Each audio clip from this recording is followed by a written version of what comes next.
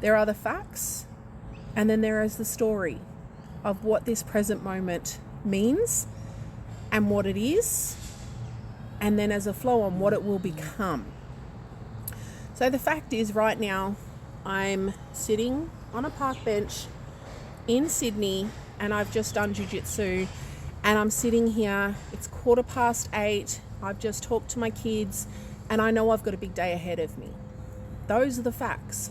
Now, the story that is going around and around in my head is that I'm tired, I miss my kids, and I've got mum guilt because I'm still in Sydney. I've got admin stuff that I need to submit. I've got grant applications I need to submit, and I'm going to one of the suburbs of Sydney to run some programs, and the time like this. So there's all this noise, and I'm right here in this moment yarning to you. So my energy from Sunday through to Monday through to Tuesday was super activated and super in my warrior, fierce, grounded, staunch, bougie, black, First Nations woman, unapologetic. And then this morning, my nervous system's a little bit more unstable, a little bit more fragile. I woke up tired, but not I'm doing stuff tired. I'm a depleted, edges of burnout tired. And didn't want to get up, didn't want to move, and I could feel myself slipping back into old patterns. But I did what I have been working on. I took a deep breath and I grounded myself in being here, being present, and going, what are the facts versus what is the story I'm telling myself, and how am I feeling, but what am I making that mean up here? And that happened in jiu-jitsu this morning, because I wasn't going to come to jiu-jitsu because I was like, I don't have time, no. But my dreams matter. I know what jiu-jitsu brings to me. Yes, it took effort to get there, but I know it grounds me. It's my playtime, it's my therapy, it builds me up, but it's also connected to the bigger dream that I have of being a black belt world champion.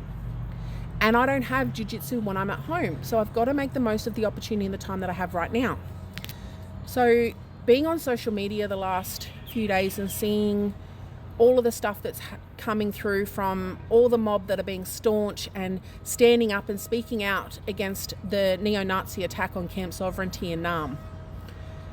And yesterday I attended the Women's Agenda Health and Wellbeing Summit in Sydney with two of my most amazing business partners, Lil and Jem from the Becoming Better Together collective.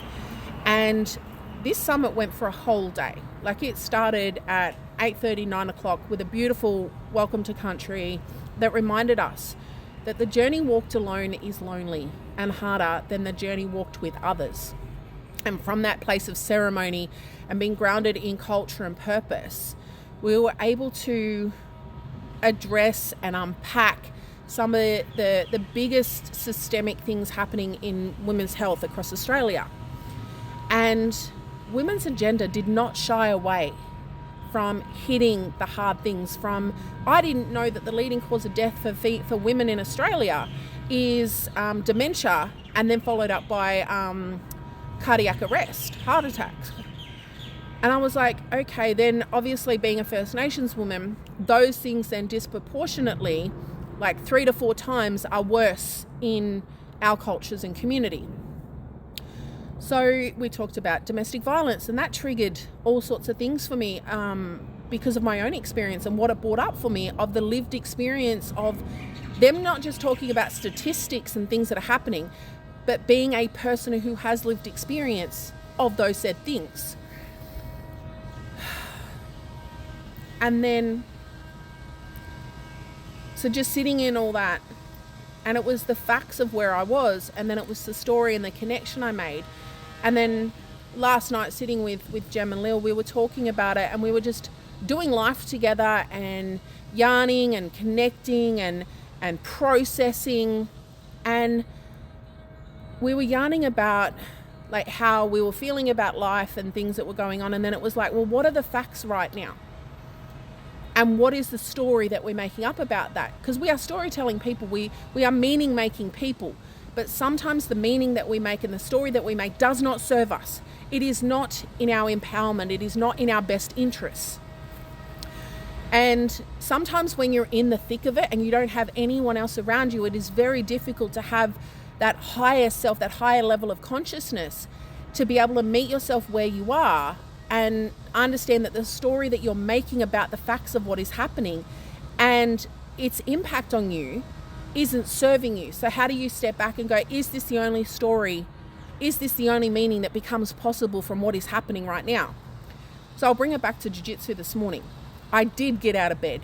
I did my meditation. I did my journaling, and I said, me taking steps towards my dreams is what is going to create the shift, is going to create the change.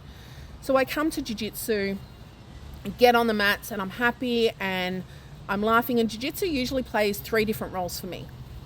Is it playtime today? Is it therapy today? Or is it performance and it's time to lock in and it's time to train because I want to be a world champion? And they're different approaches and different energy. And today I decided to lean into my discomfort and play a different part of my game of jiu-jitsu, to develop a different part of my jiu-jitsu, my style and my mentality, which is to play from the bottom. I'm very much a top game player. I'm very comfortable in that position. And if I want to become the best jiu-jitsu practitioner that I can for the purpose of winning a black belt world title, then I need to develop a more well-rounded game. So I started all of my matches from the ground, and I'm not very developed there. I don't train very consistently in jiu-jitsu. So my ground-based fitness, my jiu-jitsu-based movement and fitness isn't at the level of what it would be if I was training full-time. So I was rolling with some other black belts and really high-level people. Big shout out to Legacy Jiu-Jitsu for always making me feel at home, and to the morning crew, Jess, Des, Alicia, Professor. And I was training from the bottom and I was getting smashed. I was getting squashed. I was losing spectacularly.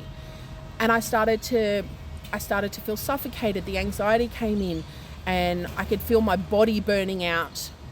And I wasn't able to match the technique of the other people. Now I started to internalize that and saying, you're shit, you don't have a guard. And it was all this noise. But then my higher self, this higher level of consciousness that I'm developing and practicing, was able to step in. And this is all in real time. So while someone's trying to squash me, I've got this narrative and I'm making it mean that I'm shit, I'm not good at jiu-jitsu, I don't have a guard, why bother? And I compared myself to the other person. So there's another thing. I disrespect my opponent, my training partner, when I make it about me.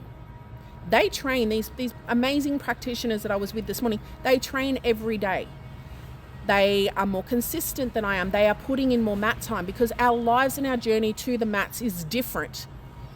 So when I make it about me, I disrespect them because I'm comparing myself and expecting myself to be better than someone that is putting in more time than I am. And then I'm making it about the fact that I'm shit, rah, rah, rah, when that is not the fact. We are different. They're putting in more time than what I have the capacity to. But what I have to bring with me to get to the mats is a different journey, different context. So when we step back from that and we go, okay, what is happening in real time? And what am I making it mean? What are the facts of what's going on right now? But what am I making it mean? And what story am I telling myself? And is the story I'm telling myself serving me? Or is it taking me away from my power and taking me away from my responsibility and my accountability to be a part of my own story, to be a part of my own solutions? So today my nervous system is feeling fragile, reading all this stuff on social media. So I'm going to take a break from it. I'm going to step back. I'm going to focus on the fact that I'm going to an amazing community. I get to sit with an amazing elder today. I'm going to meet some deadly young people. And I got up and I did something towards my dreams this morning. And I get to choose what story I get to choose what I make this mean, what I make the moment mean. And what am I making it mean? Is it serving me? Is it going to set me up for what comes next? Or is it going to keep me stuck in pain and trauma and shit? And this is the season. Am I choosing my power, my peace, and my purpose and my potential, or am I choosing my past and my pain?